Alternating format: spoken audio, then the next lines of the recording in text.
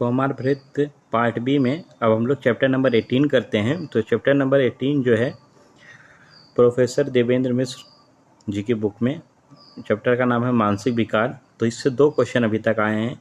एक मंगोल बुद्धू आया हुआ है जिसे कहते हैं डाउन सिंड्रोम, ठीक है, और दूसरा क्वेश्चन आया है बौद्धिक आयु, ठीक है, IQ। तो IQ निकालने का सूत्र क्या होता है। 2 क्वेश्चन आए हैं, ये 2017 में आया है और ये 2019 में आया है। तो देखिए इसका रेफरेंस शिल्पी गुप्ता वाली बुक में आपको 324 पेज नंबर पर मिल जाएगा और देवेंद्र मिश्र वाली बुक में 548 पेज नंबर पर मिल जाएगा, ठीक है। अब बात करते हैं इनको। तो देखिए मंगोल बुद्धू जो होता है इसी को मंगोलिज्म बोलते हैं, डाउन सिंड्रोम, ठीक है, मॉडर्न में।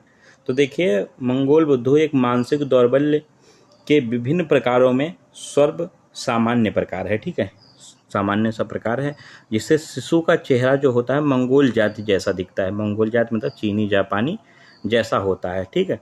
इसमें शिशु जब देखने या हंसने की स्थिति में होता है तो उसे बुद्धू जैसा दिखता है। कैसा दिखता है? बुद्धू के जैसा दिखता है।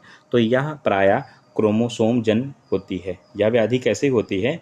तो क्रोमोसोम जन्य होती है, क्रोमोसोम के कारण होती है।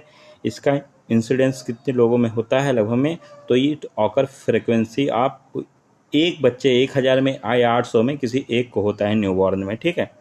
तो मैंने इसके इंट्रो का बात कर लिया आपके साथ। अब देखिए इसके टाइप होते हैं, 3 प्रकार से होते हैं, 3 प्रकार का। एक ट्राइसोमी 21 होता है, एक देखो ट्रांसलोकेशन होता है, और एक होता है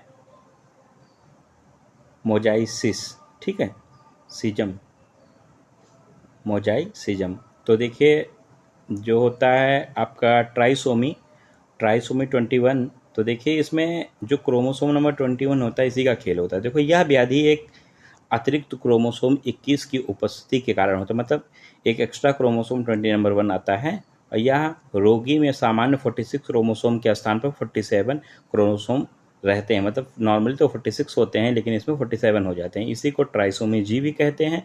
और इसमें देखो ये ऐसा है जो माता की एज पर डिपेंड करता है। माता की अधिक आयु प्रायः या व्याधि संबंधित होती है, मतलब 35 ईयर से एबव जब माता होती है तो इसके होने के चांसेस होते हैं।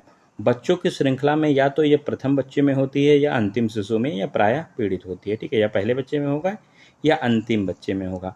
बात करते हैं ये ट्रांसलोकेशन विथ क्रोमोसोम 15 या 21, अप्राकृतिक क्रोमोसोम 15 या 21। तो इसमें माता के आयु का कोई संबंध नहीं होता है, ठीक है, सिर्फ एक पहला वाला है जिसमें माता के आयु का संबंध होता है, बाकी किसी में नहीं होता है। इस वर्ग में क्रोमोसोम की संख्या जो होती है वो सामान्य 46 होती है, लेकिन उसमें जो होता है क्रोमोसोम बड़ा या असामान्य होता है, ठीक है, इसे ट्रांसलोकेशन विथ क्रोमोसोम बोलते हैं। अब देखो मोजाइसिज्म जो होता है तो इसमें क्या होता है, ये भी माता की आयु से कोई संबंध नहीं रखता है। यह एक प्रकार का कभी कभी मिलता है, और इसमें जो क्रोमोसोम होता है यह माइटोटिक डिवीजन के साथ साथ क्रोमोसोम अलग नहीं होता है। तो इसमें नहीं होने के कारण ये होता है, ठीक है। और एक आप ये याद कर लेना, जो पार्शियल ट्राइसोमी होता है ये ऑकरेंस रियल, मतलब इसको रियली ये देखने को मिलता है। और टाइप तो मेनली 3 ही होते हैं, बट ये टाइप 4 भी मान सकते हैं आप, ठीक है। अब देखो एज का क्लासिफिकेशन मैंने कर दिया है कि कौन सी एज में होने के क्या चांसेस होते हैं। देखो मैटरनल एज का इधर बना हुआ है, इधर रिस्क फैक्टर कितने से होते हैं। तो और एज में 650 में किसी एक को होता है, 15 से 29 साल में 1550 लोगों में से किसी एक में होता है, 30 से 34 सालों में 800 में से किसी एक को होता है, और 35 से 39 साल में 270 में से किसी एक को होता है, 40 से 44 साल में 100 में से किसी एक को होता है, और 45 साल से एबव में 50 में से किसी एक बच्चे को होता है, ठीक है। अब देखिए बात करते हैं लक्षण इसमें क्या क्या देखने को मिलते हैं। तो ऐसे शिशु देखने में जो चीनी जापानी और तिब्बती चेहरे जैसे लगते हैं, ये ऑलरेडी पता था आपको, चीनी जापानी, यहाँ एक्स्ट्रा आपने तिब्बती पढ़ा है बस। इसके मुख की आकृति हंसते हुए या बुद्धू से जैसे लगती है, ये भी आपको पता था। उनका व्यवहार मित्रतापूर्ण होता है, बहुत ज़्यादा उनका व्यवहार कैसा होता है? मित्रतापूर्ण होता है। शिशु का शारीरिक और मानसिक विकास सामान्य से अधिक पिछड़ा होता है, मतलब जो सामान्य होता है उससे बहुत ही पिछड़ा इनका मानसिक स्तर होता है, शारीरिक स्तर होता है। या अधिकतम 8 वर्ष की मानसिक आयु का स्तर ही पाता है, मतलब मैक्सिमम चाहे जितना इसका मानसिक स्तर बढ़ जाए, 8 वर्ष के बच्चे से ज़्यादा इसका बढ़ता नहीं है। इसके बौद्धिक स्तर की बात की जाए तो बौद्धिक स्तर लगभग में 40 से 50 IQ होता है, और इसका सिर जो होता है छोटा होता है, माइक्रोसिफेलिक होता है, तथा ऊपर भाग में इसके ऑसिपुट में चपटा हुआ होता है, मतलब ऑसिपुट मतलब चपटा हुआ होता है। और नेत्र से ऊर्ध्व निरीक्षण करते हैं, मतलब ऊपर देखते हुए ऐसे इसके नेत्र होते हैं। और दोनों नेत्रों के का मध्य भाग जो होता है चौड़ा प्रतीत होता है। कृष्ण मंडल के किनारे पर श्वेत धब्बा, ठीक है, मिलता है। और ऐसे बच्चों में बाद में तिमिर मतलब कॉन्ट्रैक्ट होने के अधिक संभावना होती है, ठीक है, कैटरेक्ट होने की अधिक संभावना होती है। कुछ इसका मुख छोटा होता है। और देखिए जिह्वा जो होती है वृषण कोष के समान, मतलब स्कॉल्टल टंग जैसे दिखती है। और कान छोटे होते हैं, विकृत होते हैं और अपने प्राकृतिक स्थान से थोड़े से नीचे होते हैं। और कर्णपाली छोटी और गायब होती है तथा तालू के ऊपर की ओर घुमा हुआ होता है, ठीक है। और गर्दन छोटी सी होती है और चौड़ी होती है। देखो सिर सीधे वक्ष से जुड़ा लगता है। सिर के ऊपर बालों की रेखा जो होती है काफ़ी नीचे लगी होती है तथा हाथ व छोटे व चौड़े होते हैं। और कनिष्ठिका उंगली छोटी वो अंदर को मुड़ी होती है क्योंकि बीच की अस्थि जो होती है वो छोटी सी होती है।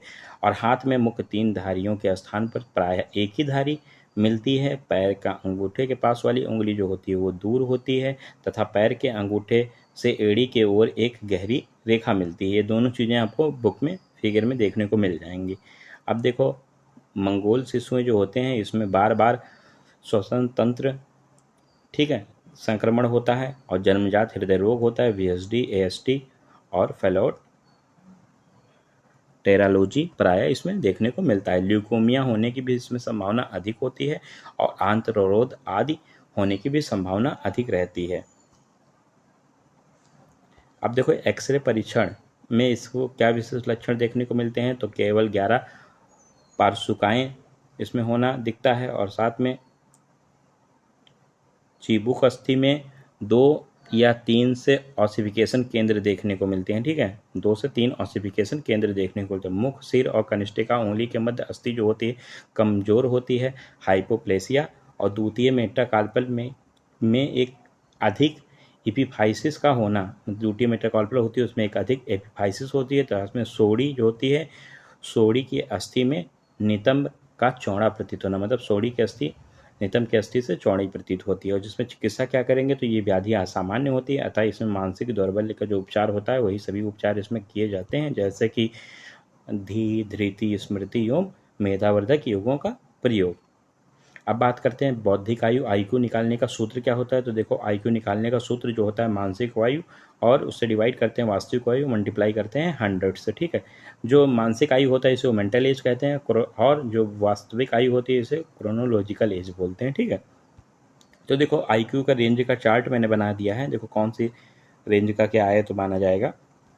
तो देखिए 130 एंड अबव आता है तो वेरी सुपीरियर माना जाएगा। 120 से 129 आता है तो सुपीरियर माना जाएगा। 110 से 119 आएगा तो हाई एवरेज माना जाएगा। और 90 से 109 आएगा तो एवरेज माना जाएगा। 80 से 89 आएगा तो लो एंड एवरेज माना जाएगा। 70 से 79 बॉर्डर लाइन पे माना जाएगा। और 69 एंड बिलो एक्सट्रीमली लो माना जाएगा, ठीक है। तो आपका ये कंप्लीट हो गया। दोनों क्वेश्चन मैंने जो आपके आने वाले थे मानसिक विकार से वो मैंने आपको करवा दिए हैं।